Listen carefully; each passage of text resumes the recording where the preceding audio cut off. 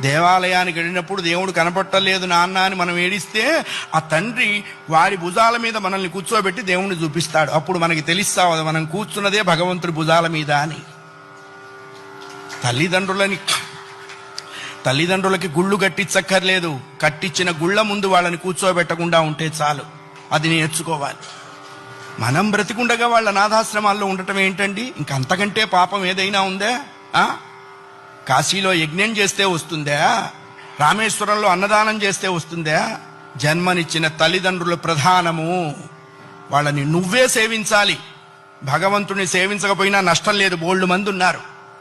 జన్మనిచ్చిన తల్లిదండ్రుల్ని సేవించాలి, అది కర్తవ్యము. రామాయణం అదే చెప్పింది.